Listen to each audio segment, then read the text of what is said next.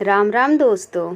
छोटा बेटा बहू कई दिनों से मुझे मुंबई आने को कह रहे थे, लेकिन उनके जाने के बाद से मेरी सहेलियों ने मुझे बताया था कि गांव का घर तेरा अपना है, इसे छोड़कर मत जाना।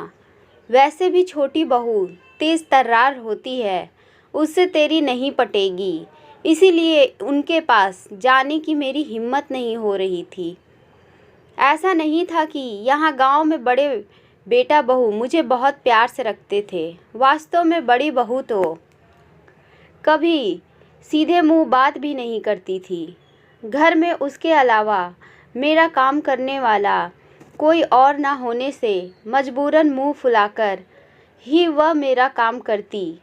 फिर भी मैं सोचती कि चाहे मुंह फुलाकर ही सही, मेरा काम कर तो देती है ना, उतना ही काफ़ी है। मन में संतोष तो करना ही होगा। यह घर मेरा है, इसीलिए मैं अधिकार से इस घर में रह सकती हूँ। यही सब सोचकर मैं मुंबई जाने से कतरा रही थी। पिछले कुछ दिनों से छोटा बेटा बहू ज़्यादा ही फोर्स कर रहे थे, इसीलिए मैं उनके साथ मुंबई आ गई।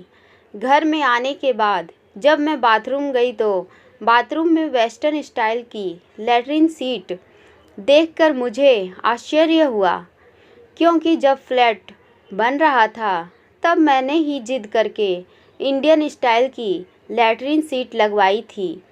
तब मुझे वेस्टर्न पैटर्न बिल्कुल नहीं सुहाता था, लेकिन अब घुटनों के ऑपरेशन के बाद तेज़ तर्रार बहू ने मेरी सुविधा का इतना ख्याल रखा, यह देखकर सुखद एहसास हुआ।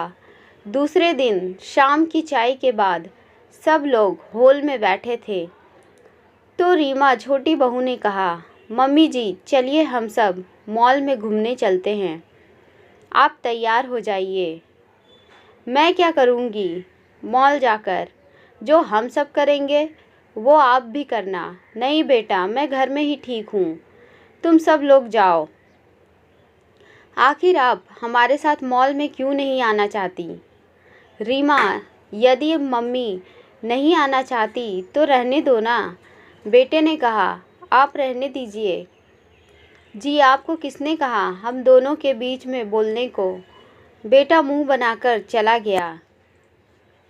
रीमा ने फिर कहा, प्लीज़ मम्मी जी चलिए ना। देख देख बेटा, 75 साल की उम्र में मैं जल्दी जल्दी चल भी नहीं पाती हूँ। तुम में से किसी को मेरा हाथ पकड़ना पड़ेगा।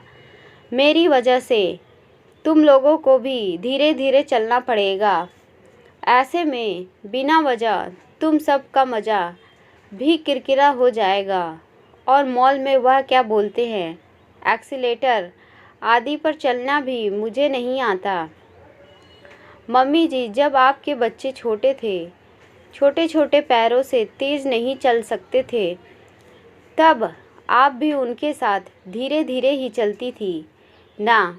बच्चे तेज़ नहीं चल सकते, इसीलिए क्या आप उन्हें घर में छोड़कर अकेले घूमने जाती थी? नहीं ना। अब हम बच्चों की बारी है, आपके साथ हम भी धीरे धीरे चलेंगे। आखिरकार घर में बैठे बैठे आप भी तो बोर हो जाती होंगी। रहा सवाल एक्सीलेटर का, तो मैं हूँ ना। आप बस तैयार हो जाइए, मुझे अभी बहुत काम करने हैं। अब ज़्यादा खुशामद करने मत लगवाइए। इतना कहकर रीमा जल्दी जल्दी किचन में चली गई। बेटे ने कहा, सॉरी मम्मी, आप बुरा मत मानिए। क्या करूं, रीमा का स्वभाव में थोड़ी तेज ही है। आजकल तो उसकी ज़ुबान कुछ ज़्यादा ही कड़वी हो गई है। बहू की प्यार भरी डांट से मेरी आंखें भी भर गई। मैंने कहा, बेटा मीठा बोलने वाले तो बहुत देखे हैं, लेकिन रीमा के तेज स्वभाव में भी एक अपनापन है। मैं सालों से इसी अपनेपन के लिए तरस रही थी। जाकर तू भी तैयार हो जा, नहीं तो तुझे भी डांट खानी पड़ेगी। मॉल में जाने पर मैंने देखा कि ग्राउंड फ्लोर पर तो ज़्यादा कुछ नहीं है, ऊपर ही जाना पड़ेगा। बहू रानी जिद करके मुझे मॉल में तो ले आई, लेकिन अब मैं एक्सीलेटर से ऊपर कैसे जाऊंगी? सब मुझे देखकर हंसेंगे। यह सब सोच सोचकर मैं परेशान हो रही थी। इतने में रीमा बोली, मम्मी जी, हम यहाँ 5 मिनट एक्सीलेटर के पास खड़े रहते हैं। आप आते जाते लोगों को ध्यान से देखिए। वह कैसे पहली सीढ़ी पर पैर रखते हैं, कैसे बिंदास होकर एक्सीलेटर पर चढ़ते हैं, जैसे कि घर की सीढ़ियाँ चढ़ रहे हों।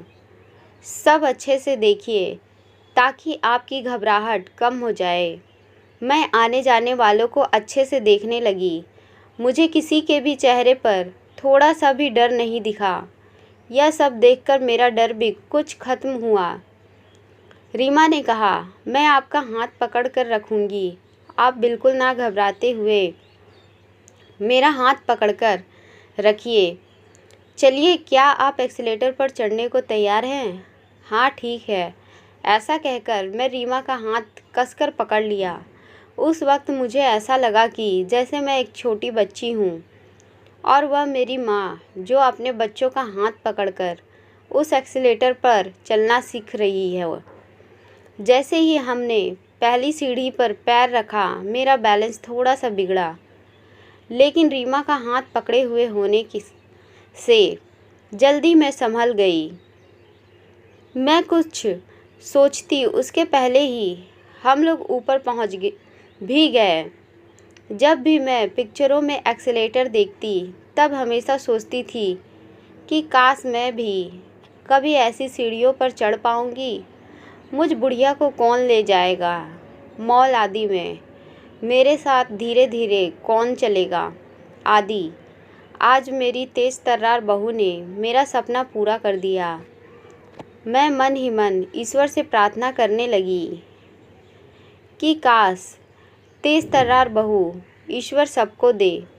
दोस्तों, यह छोटी सी कहानी अगर आप लोगों को पसंद आई हो तो लाइक और सब्सक्राइब करना ना भूलें। कहानी सुनने के लिए बहुत धन्यवाद।